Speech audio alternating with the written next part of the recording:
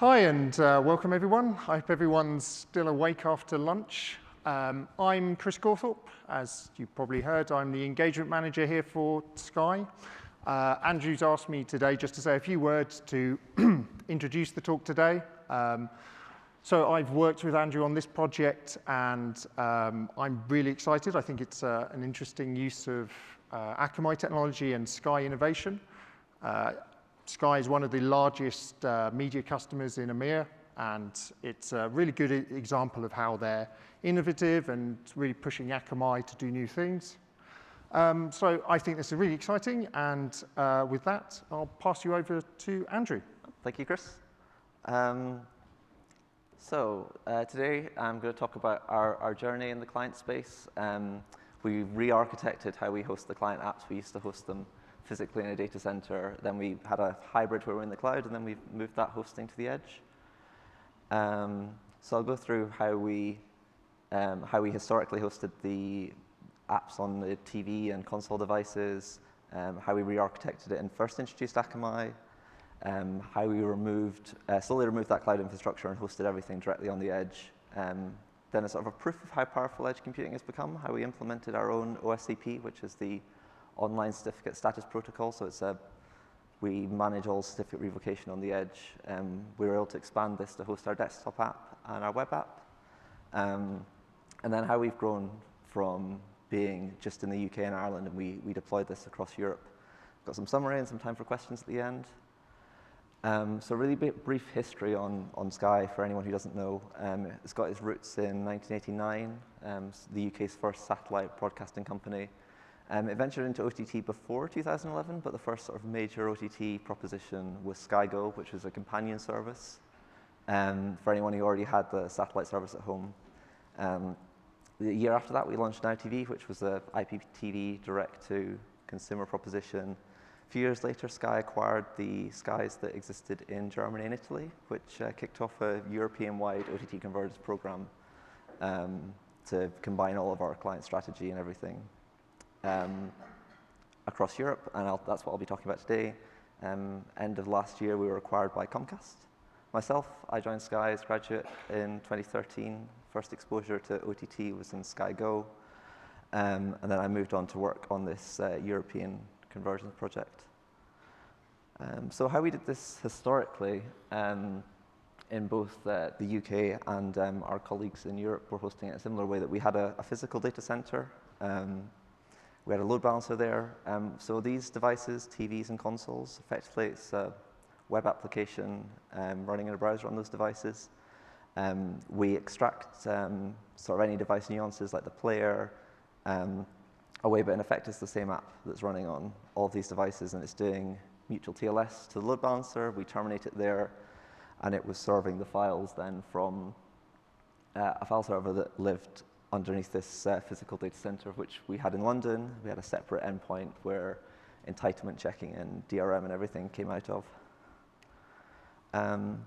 So for this use case, it worked fine for us, but as we looked more widely to sort of roll out a single strategy across Europe, we could see some issues with it. So we do a lot of linear sport, and you see this sort of sudden ramp up with linear sport. And then, this is from one of my colleagues' presentations, Game of Thrones. It's simulcast in the UK at 2 a.m. So you get this really sudden ramp up because there's sort of no pre-game or anything. Everyone just suddenly comes. And some of these client devices, not all of them, but some of them don't have a concept of like a last known good, or maybe don't honor caching quite as we expect. So they have to call and try and pull down the web app each time. So if the endpoint wasn't there, even if we're suitably scaled on the back end to handle the player, if you can't get the app, you can't launch the player experience. So it's critical that this endpoint is scaled. When it was hosted, it was in our London data centers, which could be geographically far away from our customers, even just in the UK. And of course, there's a cost to running this infrastructure, particularly when we had to scale it for events like Game of Thrones and the English Premiership football. So then we added Akamai as part of our rewriting. So historically, the app was Angular. We rewrote it in React with a Node.js backend. So we put Akamai in front. It's calling the data center now, which was a cloud provider. And then we introduced this Node.js server. And it was sort of working as a proxy layer between our playout API. So we're trying to increase our security and use some of that data that we're getting from the mutual TLS layer and passing that to our playout APIs to confirm that a device was valid. And we could also use that Node.js server to add headers and some standard things like that, as well as serving out the JavaScript and CSS files directly. And then we had that in 2 regions for reliability, and you can see the complexity this is starting to add. So then we started to refine this model by moving to the edge. So Akamai was already terminating that mutual auth connection and was our security boundary. So the API decoration that we were doing in the Node.js server, we moved that to the edge. I'll go on to that a bit more in the next slide. And then we split out our app so that the Node.js server was no longer serving the files. We made the app just static, and we published that to NetStorage, which is Akamai's file bucketing service. And then with this design, we're getting sort of over 99% offload now because the app is static.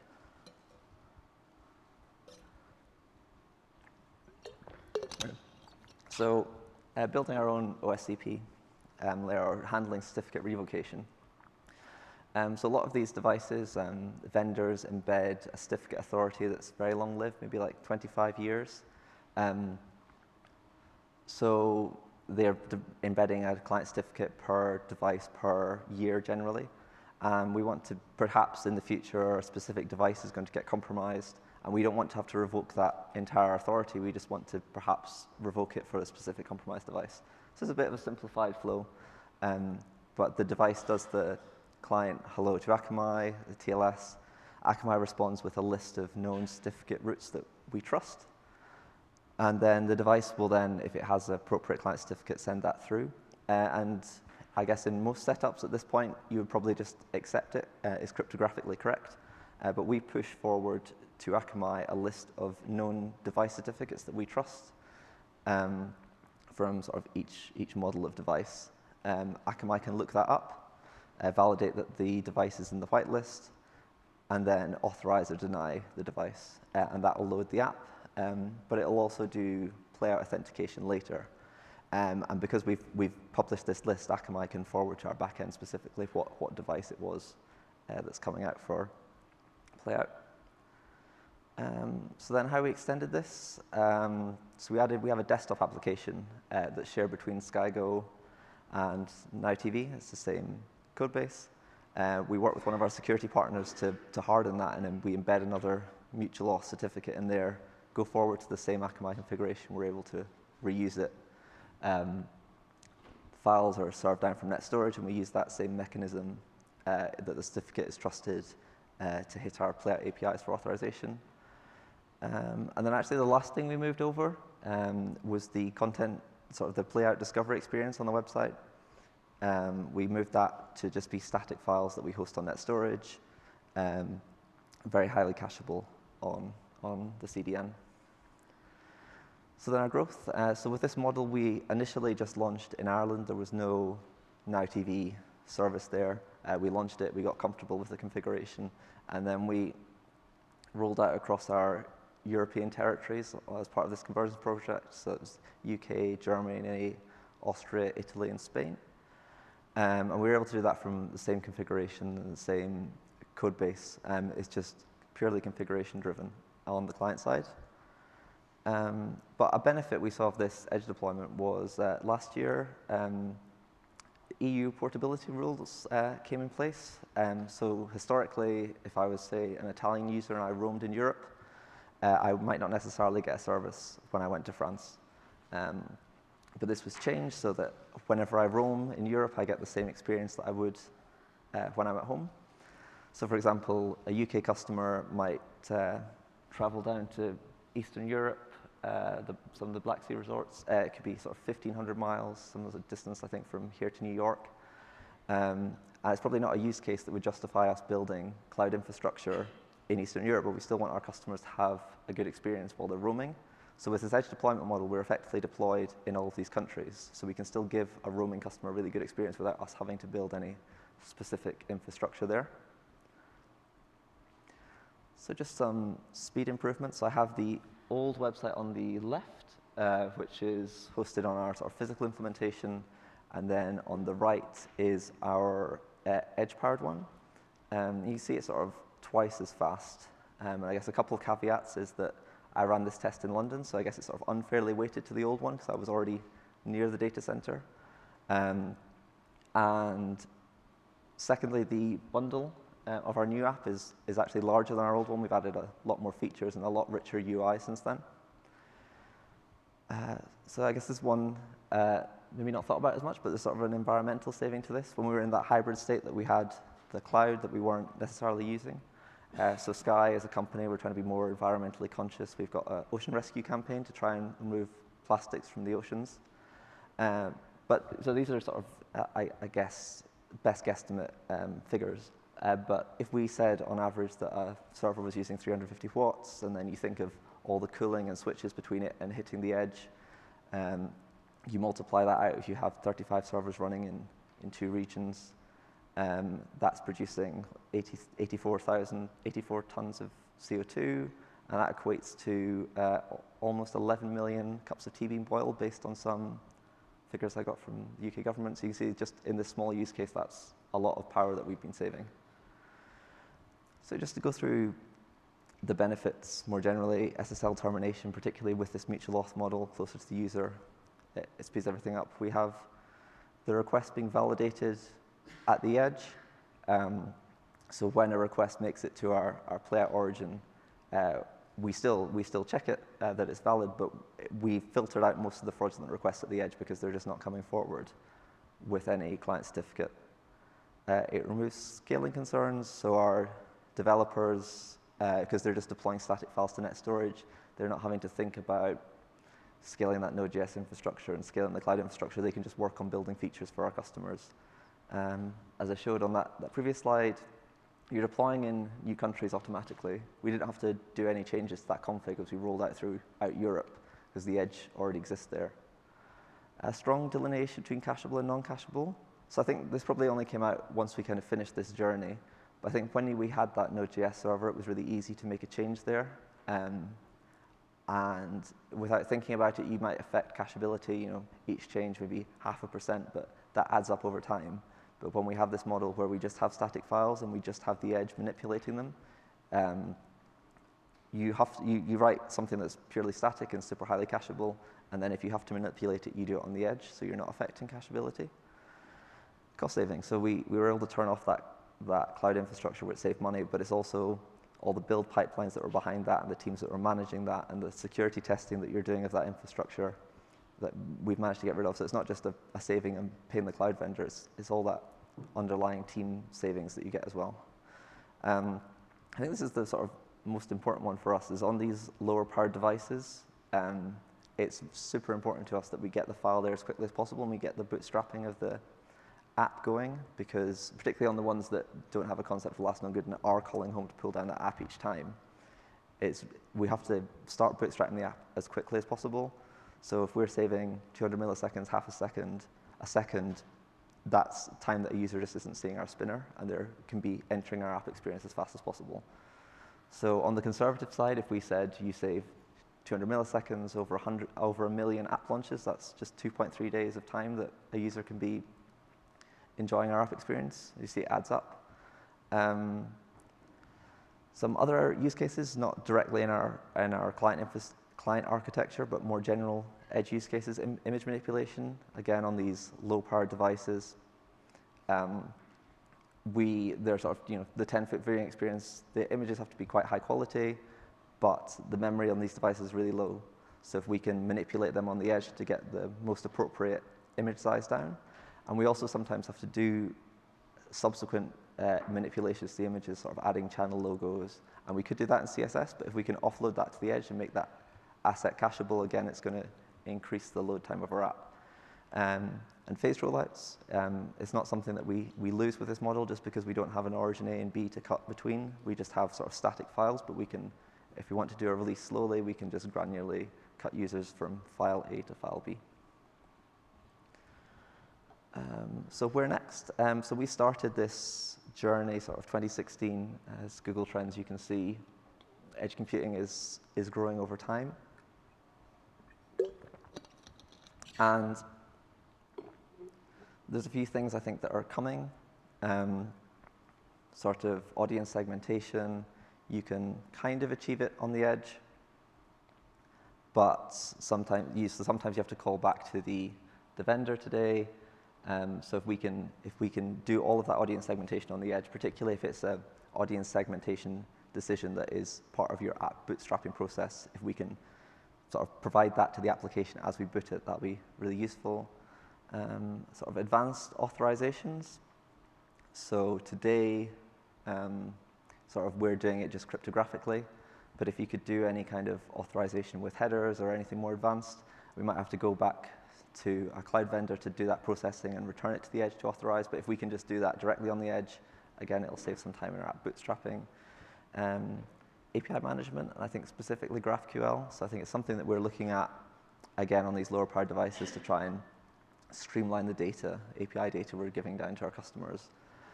And at the moment, it's not the edge sort of, or can't quite run GraphQL, but it makes sense, again, to run that as close to the user as possible to try and speed up the app process. So I guess just to sort of summarize where we've been. So we launched this architecture in Ireland under the Now TV brand, and again, it's just one configuration and one code base calling forward to the edge. And then we rolled forward to rolled forward to the UK under the Now TV brand, onto Italy, all under the Now TV brand, but because this is sort of highly configurable, we have a different brand in Germany and Austria, so they're the Sky ticket brands. And again, it's just one code base, configuration driven. And then we finally went to Spain, most recently under a Sky brand, and again, it's just the same edge configuration. We haven't had to change it to do this. We're effectively already deployed in these countries. So yeah, I hope that was interesting. Got some time for questions now.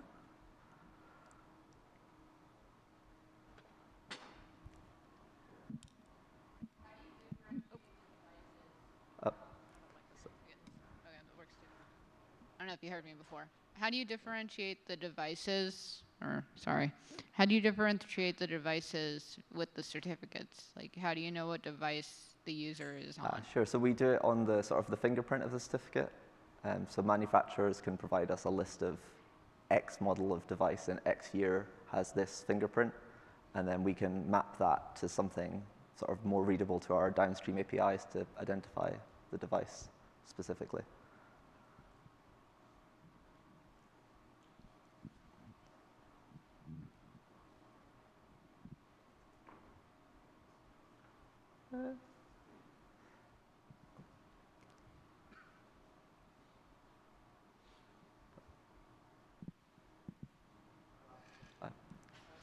This isn't really my space. I'm just curious. For something like Game of Thrones, does HBO give you like a big file to put up in net storage? How are you, something like that that's streaming, how do you use net storage for something like that?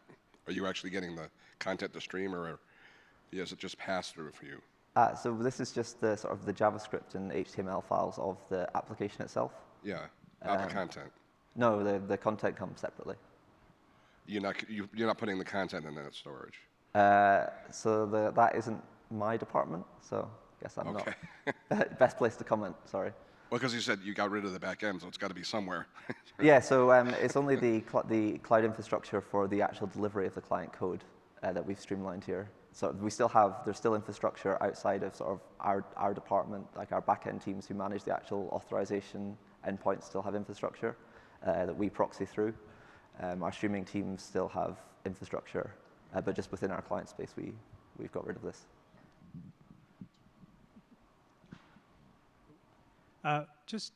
Did you look at any other options before going down the Akamai route, I guess? Sorry, I can't see where you... sorry, yeah. Sorry, what was it? I was going to say, did you look at any other options, I guess, before going down the Akamai route? Yeah, so we did. I think we don't want to like commit yourself to one vendor, one methodology directly. And I think this one worked really well for us because of I guess where the network is, and it's really important again on these like low power devices that we can be as close to the user as possible to get that JavaScript and get the bootstrapping process of the app down as fast as possible. I think we've seen some really good performance gains with this architecture from that. Thanks. Yeah, welcome.